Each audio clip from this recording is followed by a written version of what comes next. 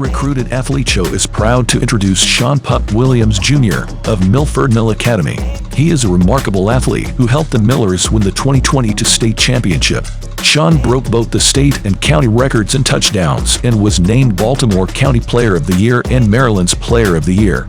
He received numerous accolades during his senior year, including being named to the first-team All-State team, first-team All-Metro team, first-team All-County team, Crab Bowl All-Star Game, BDC Senior Bowl game, and Big 33 Maryland vs. Pennsylvania game.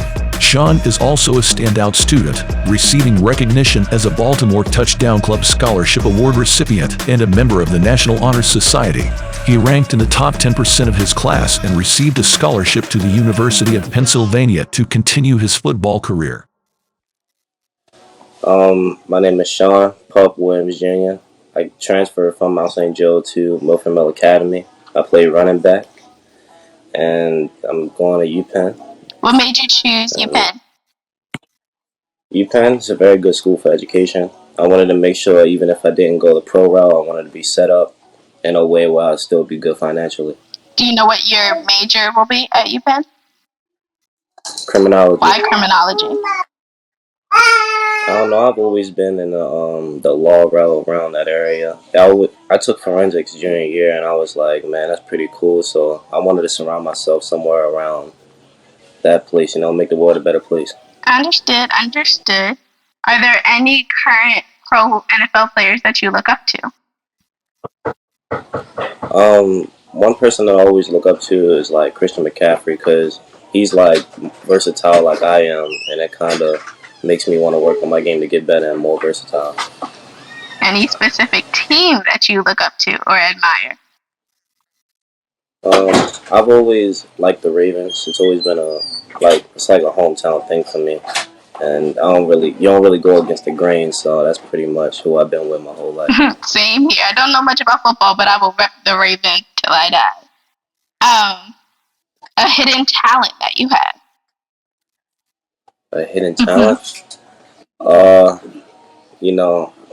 lot of people say I'm really quiet, so they don't really think I'm really funny. But once I really talk, people really notice that I'm a really funny person.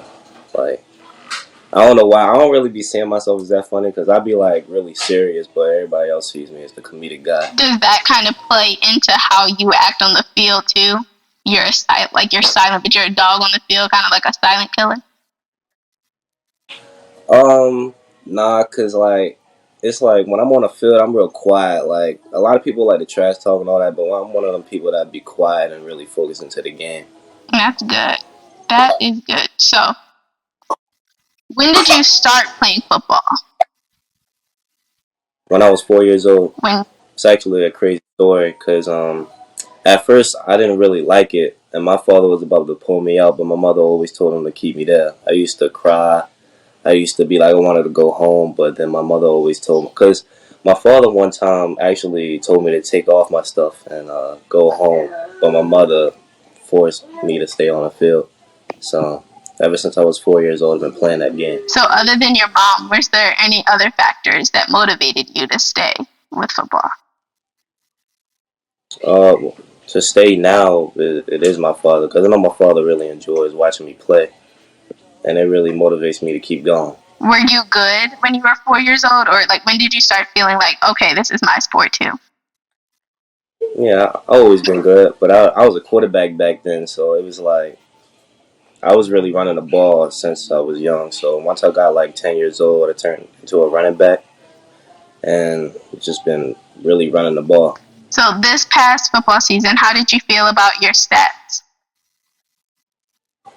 I honestly felt like I could have did better in some aspects. I mean, everybody sees it as awe and it was a good season, but I feel like I could have did better for the team, even though I was fighting through injuries and all that, but I still feel like I could have put up way more numbers than I did compared to everybody else. You said you always feel like you could do better?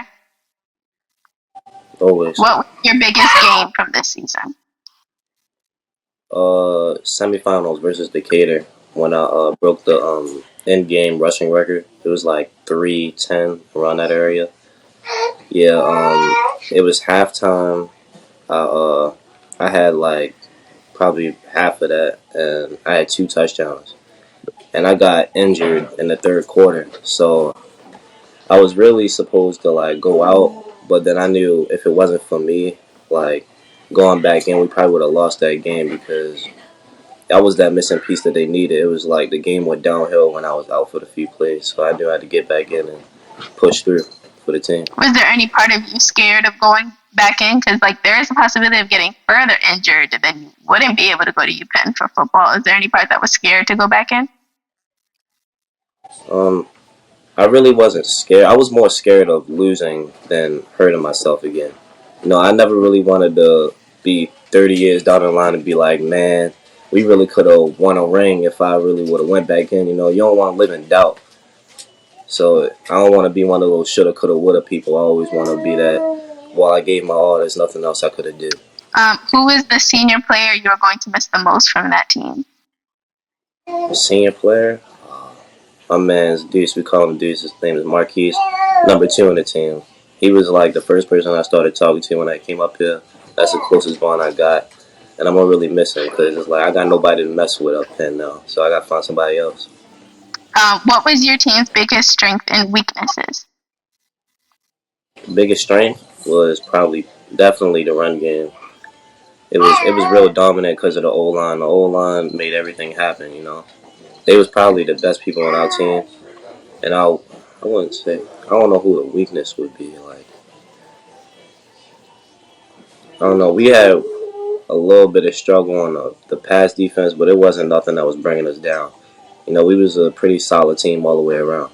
That's nice.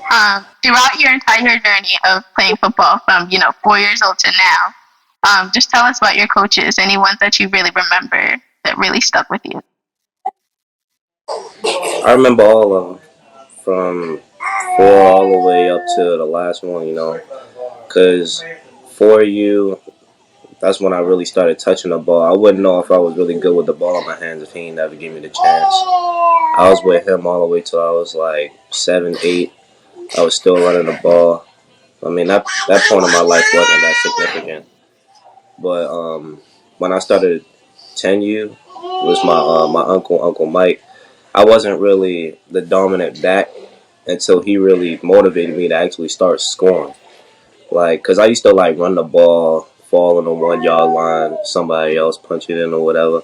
But he was the person that really motivated me to actually start scoring. Then when I turned 11, that's when I actually started playing defense for real.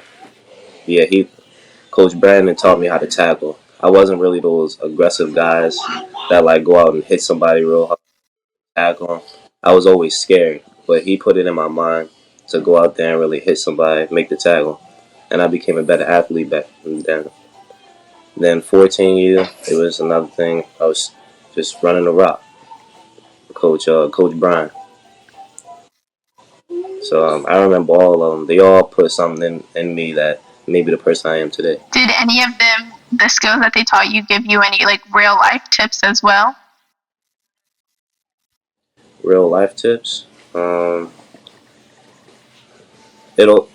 life tips. They all taught me how to be disciplined and really like push myself to really be a better person. Because football always translates to real life. It teaches you like skills that you can take over to the workforce, like being disciplined, knowing how to listen, all types of stuff like that. Can you describe one of the best moments from this past season? This past season, probably winning a ring.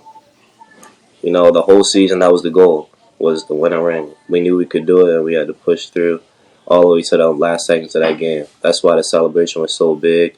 Everybody was happy and crying because it's been too long since they won. How long has it been since they won a ring? For those of us that don't know. Yeah, it was like 35 years ago, 1987, when my coach was playing, Coach White. Nice. Who are we gonna have to keep an eye on that team in the next season coming? Well, all the returners for sure, but I know my boy Monte, he's gonna have to step up. He's one of the next running backs that's gonna have to replace me. It was sad that he couldn't play last year because of some reasons, but I know my boy Monte gonna step up and be the back they need, and I know Purdy gonna still be the dominant cornerback. So, quarterback. Is there any tips as far as the recruiting process that you can give to the returners coming back? Stay patient. They're gonna come. A school will find you. The school that needs you. Keep your grades up. That's pretty much all you need. Do you have any suggestions on how we can better help advocate for our athletes who need to get more exposure? Um, Make sure you use Twitter because that's where all the coaches at. It, yeah, a lot of you got to really promote yourself, really sell yourself on the internet. They gonna find you because even if you have to annoy them, they're gonna keep popping up on their feed, and one day they're gonna see something that they like. They ain't gonna be like, "Oh, we gotta keep watching this kid." And then when the season come around, you show it in game. Because all coaches do, they look at end game film. They don't care about training vids. They don't really care about none of that. They want to see end game film. So if they see something that they like, they're gonna pay attention, and then soon enough they're gonna come talk. So, other than football, when school's not in session, what are your hobbies? What do you do during your downtime? I train. Like all I do is really train. Other than that, I play the game. I try to go out with my friends sometimes. When it's available. The weather now isn't really trying to let us. You know. But yeah, my man's PJ. That's my boy. He's practically a brother to me because we've been with each other for like since I was 11. So I'm 18 now. So yeah, we got 7 years in counting. Yeah, that's my boy. I don't think nobody really believed in him because I was like really the one of the only ones training with him back then. But now, since like everybody see my success and his other athletes' success, everybody now want to train with him. So Nice. So it's just training and football all the time with you. I appreciate you for taking the time to sit down with us and letting our URA community to learn more about you. And you had an amazing season this year, and we look forward to seeing what you do at UPenn. thank you. I appreciate it. Anytime, Of anytime. course.